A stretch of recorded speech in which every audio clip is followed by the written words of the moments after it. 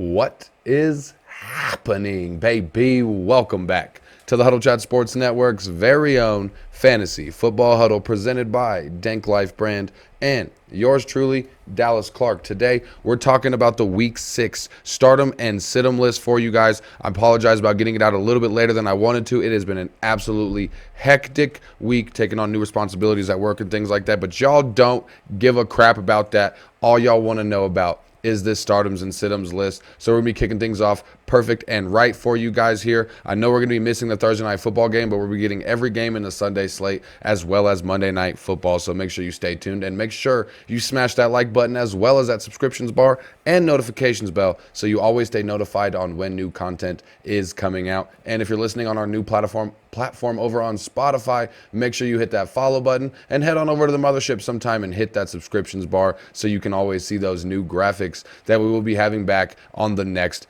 episode. Now, without further ado, let's fill up our cups, roll something up, and get right into the Stardoms and Situm of Week 6. Of course, we had Seattle, San Francisco play on Thursday Night Football, and in Week 6, we have the Kansas City Chiefs, Minnesota Vikings, Los Angeles Rams, and Miami Dolphins all on bye week this week. So we also have the Jaguars and Chicago Bears playing in London very early on Sunday morning.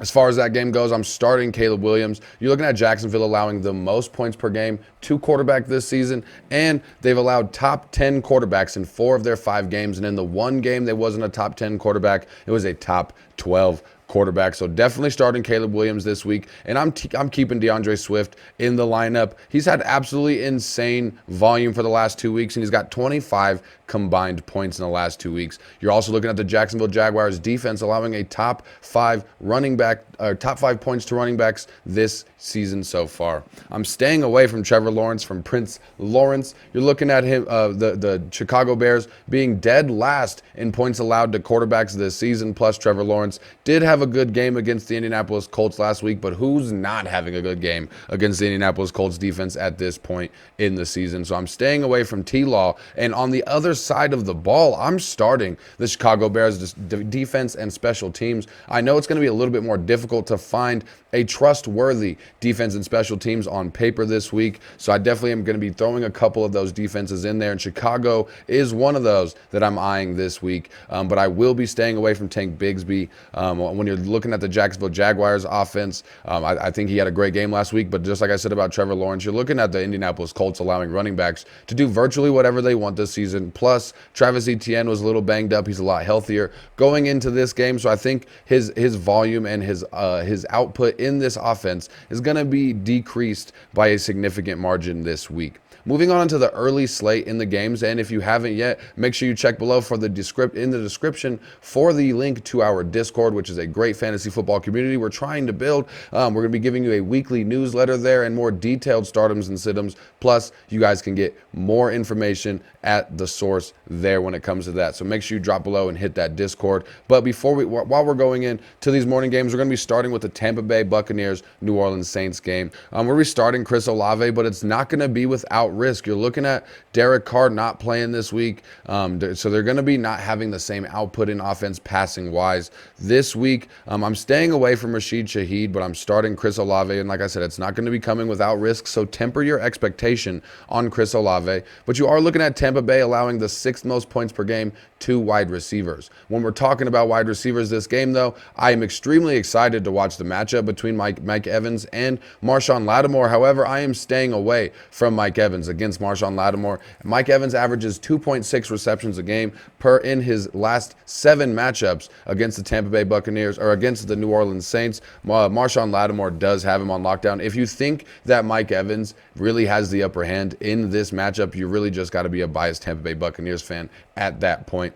But you are looking at Tampa Bay Buccaneers defense being worth a stream this week against New Orleans, especially without Derek Carr. They may not be nearly as explosive as they have been through the first 5 weeks of the season so far. Moving on into the Washington-Baltimore game, I'm going to be looking at Brian Robinson Jr., and I'm going to have to sit him if I can afford it with the injuries and with the bye weeks this week. You're looking at it being a bad matchup for him, and he's just banged up. I think Austin Eckler can definitely outscore Brian Robinson Jr., and he's worth a flex start this week, speaking on Austin Eckler.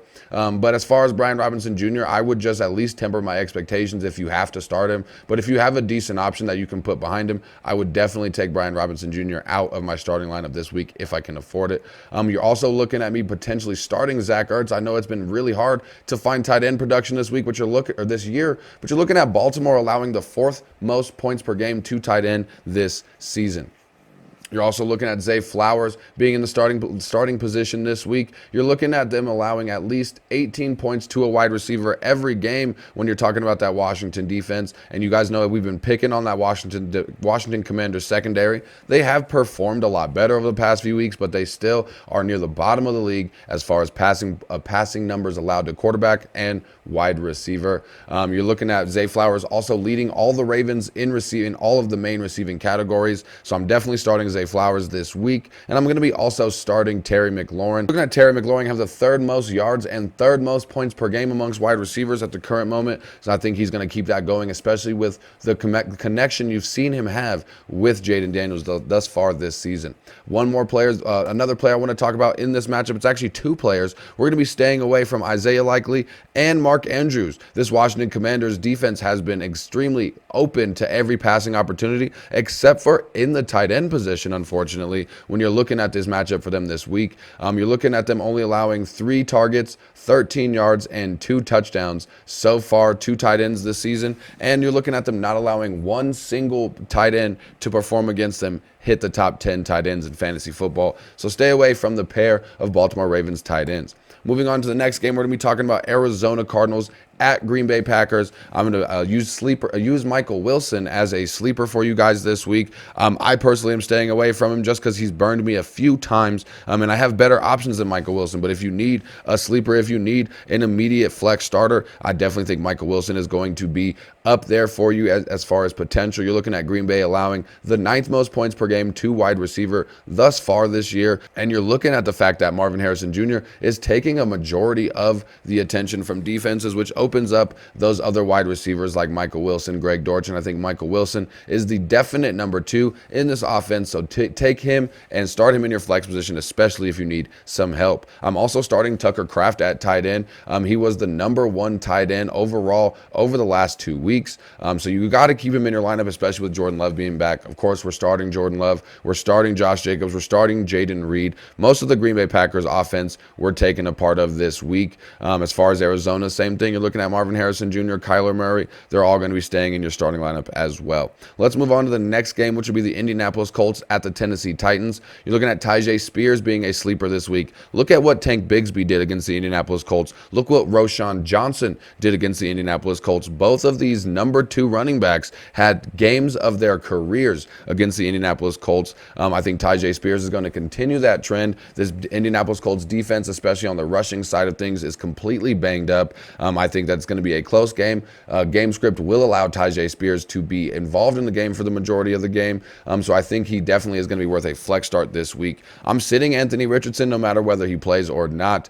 You're just looking at him, especially coming off the oblique injury, with how he's looked thus far this season. I'm definitely going to need a wait and see approach and see what he can do this week. You're looking at Alec Pierce being a true boom or bust. I want you to take a quick moment and consider how you feel about Rashid Shaheed. Now tell me why you don't feel the same way about Alec Pierce, who has put up more yards and more touchdowns on about the same amount of catches this year. He's been the true definition of a boom or bust wide receiver. If you trust Rashid Shaheed, you should trust Alec Pierce. You're looking at him catching, at least 1 pass a game. That's a 67-yarder. If it's not a touchdown, you're looking at least 7 points off of just that one play. So I think Alec Pierce is definitely worth a start, but he is the true definition of a boom or bust player. So he's going to be not coming without risk. I do think Josh Downs will be a sleeper this week as well with Michael Pittman. If Michael Pittman does play, he's going to play in a very limited role. I think Josh Downs is going to be the number one wide receiver, and as I've said before, I think Josh Downs may be the key to unlocking Anthony Richardson's true potential in this offense. And I also am thinking about starting the Indianapolis Colts defense. As much trash as I've talked about the Indianapolis Colts defense throughout this episode, you're looking at that Tennessee Titans offense being down bad, and I think the Indianapolis Colts defense can at least put up serviceable numbers in your fantasy football lineup this week. Going on to the Houston-New England game, we're going to be tempering our expectations on Ramondre Stevenson. Houston is allowing the 7th fewest points per game to running back this season. I'm starting the Texans defense because of that, but you are having to ask the question, do you trust this Texans defense? They could allow the New England Patriots to just go stupid, but at the same time, this New England Patriots offense is just so gosh darn untrustworthy that I just think that I can at least trust the Texans defense against New England. But we already know the scope here. Nico Collins is going to be on IR, instantly boosting up Stephon Diggs. Tank Dell is going to be worth a flex start this week. If Joe Mixon does come back, you're going to have to start him. But otherwise, keep Cam Akers in your lineup as well this week. And for more information on the last-minute injury information, because, of course, we don't have it yet, as far as who is going to be in and who is going to be out, if you're trying to make sure that you don't miss out on any injury information, make sure you check out our live episode on Sunday morning, 9:30 Mountain Standard Time, 11:30 Eastern Standard Time. I'll be on YouTube, Facebook, and Twitch. You can watch it on any of your favorite platforms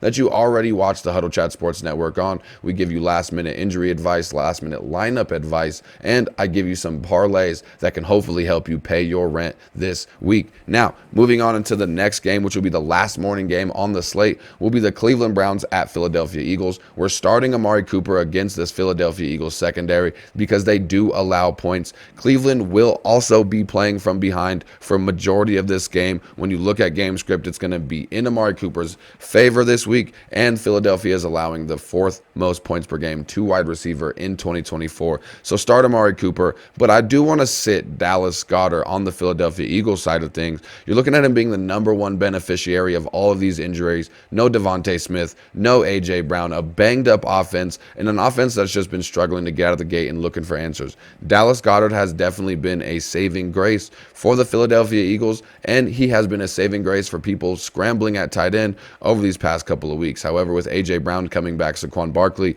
getting the full workload that he's getting now that he's getting warmed up and knowledgeable on this offense, and Devontae Smith coming back, I think Dallas Goedert's opportunities are going to decline steadily. He's still going to be involved in the game, still has touchdown opportunity, but he's going to be just about as good as every tight end out there right now.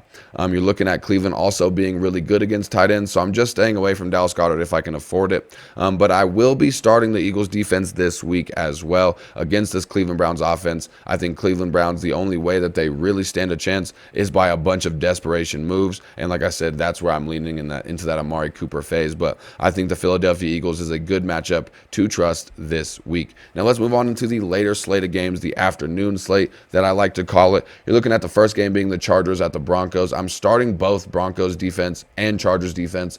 Both of these offenses are having a lot of issues. I'm going to be sitting both Herbert and Bo Nix. Not like you were really questioning that anyway, but I will be starting both of the running backs. I'm looking at Javonte Williams getting 18 touches in 3 of the 4 games thus far this season. I think Javonte Williams keeps that trend going, and you're looking at the game script going to be allowing Javonte Williams to stay involved in this offense and involved in this game. So I think that he continues that 18 touch or more trend and helps you out in your running back 2 or flex position this week.